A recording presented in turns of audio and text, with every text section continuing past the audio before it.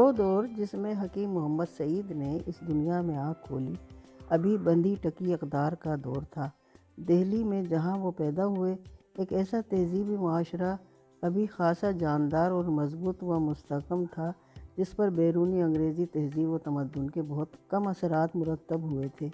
इस बंधे टके मरबूत तहज़ीबी माशरे में अहम तर हैसियत उन खानवादों को हासिल थी जहाँ बतौर ख़ास अपनी तहज़ीबी और मजहबी अक़दार का तहफ़्फ़ुज़ किया जाता था। हकीम मोहम्मद सईद 9 जनवरी सन 1920 को पैदा हुए और बकौल उनके 23वें ख्वाजा हसन निज़ामी के रफ़ीक बने जो कि बरे-सग़ीर की नामवर शख्सियत थे। हकीम मोहम्मद सईद का नाम सुबहानुल हिंद हज़रत मौलाना अहमद सईद ने रखा था और वो अपने भाई बहनों में सबसे छोटे थे। हकीम मोहम्मद सईद की उम्र 2 बरस की थी कि उनके वालिद बुजुर्गवार का इंतकाल हो गया। बड़े भाई हकीम अब्दुल हमीद भी अभी कमसिन ही थे। उनके ख़ानदान को इस ज़माने में ख़ासी मुश्किलात और साजिशों का सामना करना पड़ा, लेकिन उनकी बुलंद हिम्मत वालिदा और भाई हकीम अब्दुल हमीद ने हालात का डटकर मुकाबला किया। वालिदा को उन्होंने आलम होश में जब भी देखा नमाज़ पढ़ते पाया। बहनें बाकायदगी से पंजगाना अदा करने वाली थी। अजीज़ व अक़रबा भी पाबंद नमाज। दीनी शआइर और फ़राइज़ के हवाले से ये एक सख्त माहौल था।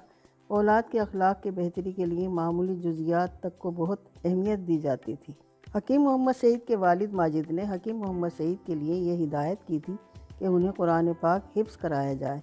हकीम मोहम्मद सईद की वालिदा ने उन्हें बताया था कि इंतकाल से पहले उनके वालिद ने उन्हें अपने सीने से लगाया था। उनकी रस्म बिस्मिल्लाह की तकरीब में मौलाना अहमद सईद शरीक हुए थे।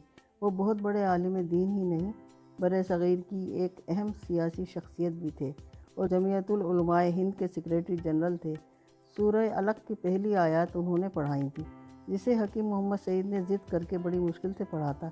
इस तकरीब का बतौर ख़ास एहतमाम किया गया था। हकीम मोहम्मद सईद के ख़ानदान के अक्सर लोग हाफिज़ कुरान थे। वालिद मोहतरम की नसीहत थी और वालिदा मोहतरमा का इसरार। वो 5 बरस के थे जब कुरान शरीफ नाज़रा ख़त्म कर लिया। ऊँची मस्जिद जिसका पानी बहुत ठंडा हुआ करता था अजमेरी दरवाज़े के करीब थी। इस मस्जिद के ऊपर बाला खाने में मदरसा तालीमुल कुरान था। हाफिज़ सैयद उमर दराज उस्ताद थे। उन्हें 5 रुपये माहाना मशायरा मिलता था। हकीम मोहम्मद सईद की उम्र अभी 9 बरस भी नहीं हुई थी कि उन्होंने एक बड़ा कारनामा कुरान पाक हिफ्ज़ करके अंजाम दे दिया।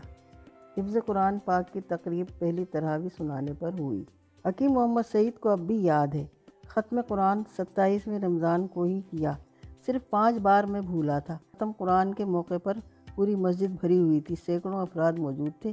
कई बच्चे हौज़ में गिर गए जिनको बमुश्किल निकाला गया। ये तकरीब बहुत शानदार थी। तश्तरियों में बालूशाही रुमाल से बांधकर तकसीम की गई। खलकत टूटी पड़ रही थी। तश्तरियाँ वापस नहीं ली जाती थीं। ये तश्तरियाँ तांबे की होती थीं। बचपन और लड़कपन में हकीम मोहम्मद सईद एक खिलंडरे और शरारती लड़के थे। एक रमज़ान में तरावी के वक्त हौज़ काजी पर एक मुसलमान खर्राटों से सो रहा था। हकीम मोहम्मद सईद ये गुस्ताखी बर्दाश्त न कर सके। उन्होंने पिसी हुई लाल मिर्चें उनकी मूँछों पर छिड़क दी जो सांस के साथ आहिस्ता आहिस्ता उनके हलक के अंदर की हवाई नालियों में पहुँच गईं। इस ईज़ा रसानी पर उनके बिरादर मोहतरम ने उनकी सरजनिश की और इंसानों को आज़ार पहुँचाने से मना फरमाया। हकीम मोहम्मद सईद अपने पहले रोज़े की यादें ताज़ा करते हैं। सहरी बड़ी ज़ोरदार हुई। दूध जलेबियाँ ठंडी ठंडी और बकसरत। बचपन में मैं कम खाऊ पीऊ नहीं था। गुस्ल कराया गया, नए कपड़े पहनाए गए, गुलाब का हार गले में डाला गया। शानदार सहरी के बाद बाबू फजल इलाही जो बड़े मामू थे नमाज फजर के लिए मस्जिद ले गए। हर नमाजी ने दुआएं दी। दिन चढ़ा तो आफताब की तमाज़त बढ़ी। खेल कूद में कुछ वक्त गुजारा। दिन भर प्यास लगी। उसका एहसास शदीद से शदीद तर होता चला गया। बड़ी बहनें मुसलसल रोज़े और रोज़ेदार की निगरानी कर रही थी। किसी तरह हलक तर करने का मौका न मिल सका। हकीम मोहम्मद सईद बताते हैं उधर हाल ये कुल्ली के लिए बड़ी बहन जितना पानी मुंह में डालती नाप कर इतना ही मांगती। गरगरा ममनू गरज शाम तक मैंने कई हमले किए लेकिन सब नाकाम। चोरी छुपे भी एक घूंट पानी न मिल सका कि हलक तर हो जाता। मेहमान आने लगे। बाहर गली में देगे चढ़ी हुई थी। तोतला बावर्ची मसरूफ़। वो बड़ी तेज़ छुरी से प्याज के वरक काट रहा था। इस मंज़र से खासा दिल बहला रहा। प्याज का अब शदीद असर शुरू हुआ। 4 बजे के लगभग हकीम मोहम्मद सईद ने हाथ पैर छोड़ दिए। उनकी बहनें मलमल के दुपट्टे भिगो भिगो कर उन्हें उड़ाती रहीं और पंखा जलती रहीं। किसी न किसी तरह शाम के 6 बज ही गए। उन्हें नहलाया गया, फिर नया जोड़ा पहनाया गया, हार पहनाए गए, बद्धियाँ बंधी, तारी के सामान होने लगे। फलों पर बर्फ़ तोड़ तोड़ कर डाली जाने लगी। तरबूज और खरबूजों की बहार थी। उस ज़माने में बड़े से बड़ा तरबूज 5-6 पैसे में मिल जाता। खरबूजे टके के 5 सेर भी महंगे समझे जाते थे।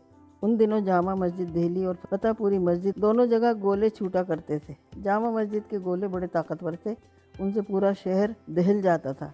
इधर गोले छूटते, इधर हर मस्जिद में अजान शुरू हो जाती। बच्चे जमा होते और चिल्लाते, रोज़ेदारों रोज़ा खोल लो। फिर मैं भी इन बच्चों में एक दिन शामिल हो गया जो इस तरह शोर मचाते भागते थे। हकीम मोहम्मद सईद को अपनी पहली इफ्तारी की तफसील हमेशा याद रही।